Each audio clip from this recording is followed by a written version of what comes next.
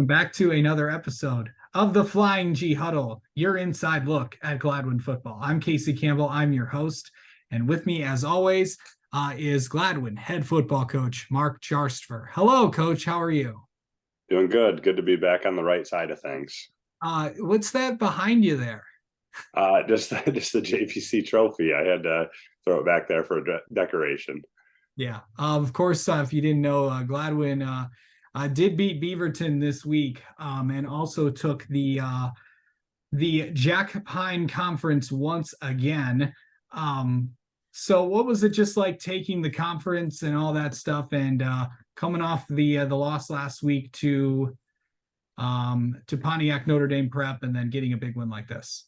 Yeah, I mean, it's something that we talked to our kids about, just refocusing this last week and trying to learn from that Notre Dame prep game and take some lessons away from that. But then ultimately, we're just trying to get back on the right path and hunkering down and making sure that we were ready to play this last week to secure one of our goals that we have every year, and that's to win the league. And so, our guys really did a good job of buying in and understanding the game plan in and out, and then really played a pretty flawless game on Friday night, and that's pretty cool to see, given the weather and that kind of stuff as well. So overall, really pleased with our guys' effort, and winning a big time rivalry game and securing the league on the same night is a great feat. All right, let's go through the highlights. All right, Colton Finnegar started off the scoring first quarter, got a 47-yard run at the end of the first to make it 7-0. Yeah, and so Beaverton elected to receive the ball first. I think we may have won the toss and deferred. And so, we were on offense, they were on offense, and they put together a little bit of a drive and chewed up some of that first quarter. But once we got the ball back, Colton had that super long run to put us up 7-0, which was good because he missed a few games this year due to injury. And so it was good this week to see him get some of his confidence back. I think he was 4 for 4 passing, had a long run for a touchdown, and really did a good job managing our offense. Yeah. All right. Well, we picked things up right back in the second quarter. Braden Ritchie with an 8-yard run to make it 14-0. Preston Willard then took it in for a 41-yard run to make it 21-0. And then Jace Massey took it in for a 20-yard run to make it 28-0 at halftime. Yeah, that was, obviously a big deal in the second quarter to be able to get 3 more scores and give ourselves a nice lead going into halftime to make it 28-0, knowing that we were going to get the second half kick. And so that Jace Massey touchdown was, like a 2-play drive with about a minute left. I think we ran the ball 2 times, and on that second rush, he punched it in with about 40 to 50 seconds left. And so, it couldn't have ended any better in that second quarter going into halftime. Yeah. All right. Let's pick things up in the third. Josh Leninger. Did I say that right? I think I did. Yep, Josh Leninger. Yep, 35-0 in the third quarter. And then Preston Willard took it in for 42-0. And then Logan Walters made it 50-0. And then that would be your final second shutout of the season for the Flying G's, and of course taking the Jack Pine Conference once again. Yeah, and so like I talked about, it's a big rivalry game. Battle for Butch. I mentioned it in our last week's show that Gladwin and Beaverton have been playing for this trophy for 90 years now, according to the latest newspapers that we could find go back to 1933. And we play for Butch, which is just a stuffed dog on wheels, and it's now in a nice preserved case. And it's a pretty special trophy. And so we play for it in football in the fall, and then obviously, in the winter, the boys basketball will play for it 2 separate times. Last year, our boys basketball team split, and the second one it was won by Gladwin, and so Butch is in Gladwin, and we're happy to be keeping him in Gladwin. Yeah, for sure. And I mean, I don't know. Maybe you could have added Butch to the decorations in the background.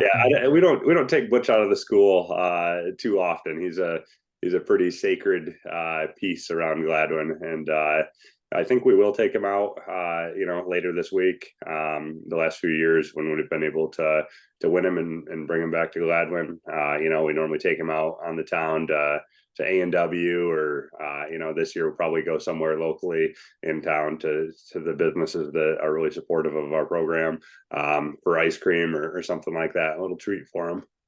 Yeah, for sure. All right. We'll get to that.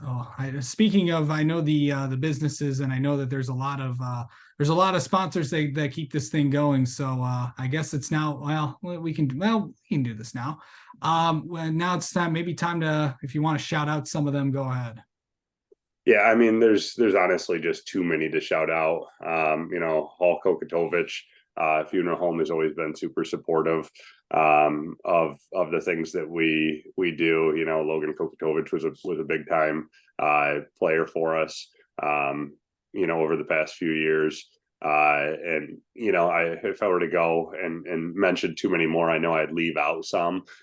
So you have to have me better prepared for this next time, and I can certainly pull up a good list of sponsors. But Chris Kokatovich has always been a really good fundraiser for us. If we need money for something, he's the first to rally all the other businesses around, and he just has a way with being able to drag people in and get them to donate.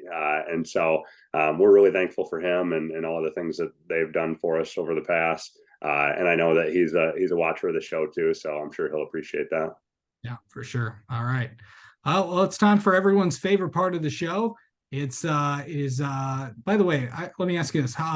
Is it the third, how many times have you won the league? How many times has Gladwin won the JPC? So this is our third straight and fourth overall, I believe. Before these three, it was a three-way split back in 01, 02, somewhere in that range. And so, we were talking about this with our guys. Obviously we had a big time run last year, and that was a really special thing that happened for our program. But something we talk about all the time is that, comparison really can be a thief of joy. And so, we didn't want our guys to overlook this accomplishment and see it as a lesser type thing, because when you look up in the banner in the gym, it's not something that had been accomplished over and over and over again. And then you look up at the other banners of the other league schools, and there's 6 of them still playing 11-man football right now, and all of those programs work extremely hard to compete for this thing too. And so at the end of the day, if you're in a position to win it and you do win it, it's still a great achievement. And you're on top of a good league. Speaking of achievements, it's been a big week for Gladwin. Yeah, absolutely. Of course, not just football, but I believe some other the other fall sports have had their chances in at winning their respective leagues. Yeah, soccer captured a league title over Clare on Monday in overtime, and our super soccer star, dual sport athlete, kicker, football guy, Trayton Seeger, I believe, scored both goals in that one, including the go-ahead goal and overtime to get that done. Our volleyball team was able to win a big game against Clare on Wednesday to go up with a 2-game lead in the standings. With just a few games to go down the stretch. And then our cross country team is positioned really well going into their last league meet of the year as well to potentially capture their third straight JPC trophy. And so it's a really great time to be a Flying G, as I always say. It's always a great time to be a Flying G. What do you mean? Yeah. Especially people that watch this show, it's always a fun time being a Flying G for sure. All right, now it's time for everyone's favorite part of the show. It is now time for you to hand out your MVPs of the week. Yeah, and so offensive MVP this week, we're going to go with Preston Willard. This week, we wanted to give him an opportunity to kind of show what he could do in the backfield with a more increased role. He's just a really physical style runner, kind of a one-cut guy. He definitely finishes through people that are trying to tackle him. He's not looking to avoid anybody. Not really big. I think 5'8", 165. But he's as punishing of a runner as we have on our roster. And he was able to finish the game with 15 carries for 163 yards and 2 touchdowns. And so he's our offensive MVP. Defensive MVP is Josh Lindinger. He's one of our rotational linebackers. I think he's won an offensive MVP on the show before, back against Pinconning. His stat line was 5 tackles, and then he had a pretty spectacular catch on a diving catch on a interception that was obviously big for us, getting a turnover. And so, he just does a nice job wherever he's at on the field, whether it's offense, defense, or special teams, but certainly deserving of a defensive MVP this week. And then our special teams MVP this week is Trace Corlew. He obviously holds on all of our kicks, as we've talked about in the past, and he's back to doing that. And then to end the game this week, we actually had a low snap, which he was able to gather up and scamper around the end for a 2-point conversion to show off some of his athleticism as well. And so he is our special teams player of the week. Absolutely. All right. Let's what I'm trying to say. Oh, now it's time for another part of that everyone loves on this show. It's time for you to highlight a staff member. Yeah, and so this week I'm going to go with another one of our volunteers. And he's not necessarily a coach, but Jim Largent is our longtime equipment guy. And he is pretty special to our program. He basically does every job that no one else wants to do on staff. And so, when somebody's chin strap breaks or they need a snap or a mouthpiece or whatever, he's the guy that's, running back into the school, going up to our equipment room and working on all that stuff and getting it prepared. He shows up multiple times a week, and he's working a full-time job, but he's doing his best to make it there. I know he's heavily involved with our youth programs, up in the press box. And he's just a really, really good, genuine guy as well. He handles all of our water stuff on game days and filling up our water dolly thing and our coolers and so really just any miscellaneous job that you can think of. Jim's there to do it. He never complains. He's always supportive. The kids love him. And you just have to have people like that on your staff to be successful. And we're really lucky to have Jim. Yeah. All right. Now I think it is now time to preview the big game this week. A lot of people before the season had this game circled on their calendars, and I know there's going to be a ton of people going to be at Gladwin this week. Of course, Gladwin takes on Frankenmuth, the rematch of the Division 5 state championship game last season, which of course Gladwin won 10-7 last year to claim that state title. So I know it's what's this going to be like going in to this matchup, and this is another one of those tough games coming up for you guys. Yeah, this is as big of a matchup as you can get. A rematch of the state finals game. Both teams coming in at 7-1. I think they lost their first game at the Big House this year in a last second type deal. Yep, I was there. Well. And so and then obviously we lost to Notre Dame Prep, who's kind of a front runner. In Division 5 as well. And so 2 teams with a lot of pride, in their programs. And, Phil Martin has been the kind of the model of consistency and excellence and success in Division 5 over the last decade or so, with multiple appearances to Ford Field, multiple district and regional titles. Their conference championship streak is, I've lost count, I think it's at 12 or 13 straight. And that's a really good league. And so, we have a ton of respect for them. And it's pretty cool that this game was able to come together. It was last year, right around this time, Our Standish contract was in this last year and ending, and we were checking the games wanted on MHSAA and saw Frankenmuth was available, and so I reached out to Phil.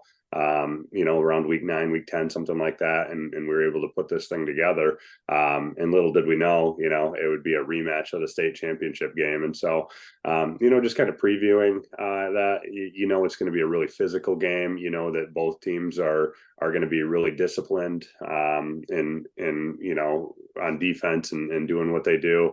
And I would anticipate another really good matchup again on Friday night. And like you said, this place is going to be packed at Rockoff Field. Frankenmuth is as proud of a community as they come, and the same would be said with Gladwin. And so I'd expect a massive crowd, great game, and a really cool environment. For sure. It's gonna be fun up in Gladwin on Friday. So get there early, people. 7 p.m. kick as always at Gladwin. So make sure you get your seat reserved, because it's probably gonna get taken if you're there late. So it's always gonna be it's gonna be a fun game. So that's gonna do it for this week's edition of the Flying G Huddle. Tune in next week where we'll recap this Frankenmuth game, and well, who knows what could happen next. I'm not sure when this episode will air next week with all the playoff stuff. So, but we'll keep you updated on what's going on. So tune in for that. For Mark Jarsfer, I'm Casey Campbell. Thank you so much for watching, and we'll talk to you next week.